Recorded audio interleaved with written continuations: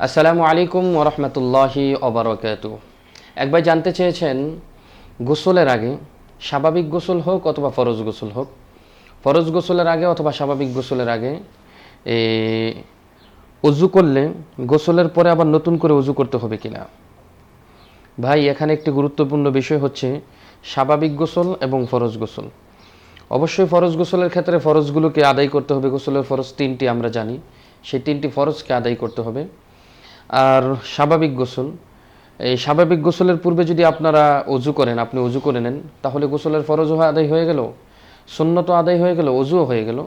গোসলের পরে আবার নতুন করে অজু করার কোনো প্রয়োজন নেই। ঠিক ফরজ গোসলের ক্ষেত্রে গোসলের ফরজ আদায় করার পর আবার যদি আপনি নতুন করে এই গোসল করেন, অজু করেন, অথবা অজু করেন গোসলের ফরজের নিয়ত করেন, তাহলে আপনি সেই গোসলের পরে আবার নতুন করে অজু করার প্রয়োজন নেই, আপনার অজু হয়ে যাবে। আরেক ভাই প্রশ্ন করেছেন, খালি গায়ে অজু করলে অজু হবে কিনা। হ্যাঁ, আপনি যে প্রশ্নটি করেছেন, যে গোসলখানায় হোক অথবা যে কোনো অবস্থাতেই হোক, যদি খালি গায়ে কোনো ব্যক্তি অজু করে তাহলে অজু ভঙ্গ হবে না, অথবা অজু নষ্ট হবে না, সমস্যা নেই, অজু হয়ে যাবে। আরেক ভাই প্রশ্ন করেছেন যে অজু করা অবস্থায় যদি সতর খুলে যায়, অর্থাৎ কাপড় যদি হাঁটুর উপরে উঠে যায় অথবা নাভির নিচে নেমে যায়, তাহলে অজু ভঙ্গ হবে কিনা।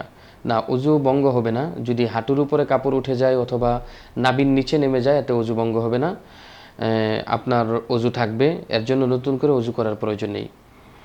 আরেকজন বোন প্রশ্ন করেছেন, অজু করার পরে আয়না দেখতে পারবো কিনা, অথবা চেহারা ঠিকঠাক করার জন্য আয়নার কাছে গিয়ে দীর্ঘ সময় চেহারা পরিপাটি অথবা জামা কাপড় পরিপাটি করতে পারবো কিনা।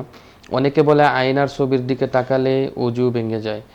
আপনি সুন্দর প্রশ্ন করেছেন বোন। আসলে বিষয় হচ্ছে, অজু করার পর আমাদের সমাজের মধ্যে একটি কুসংস্কার রয়েছে যে আয়না দেখলে অথবা আয়নার মধ্যে যে ছবি আছে এটা দেখলে, চেহারা দেখলে, নিজের চেহারা দেখলে, নিজের আকৃতি দেখলে অজু ভেঙে যায়। আসলে কথাটি সম্পূর্ণই ভুল, এর কোনো ভিত্তি নেই।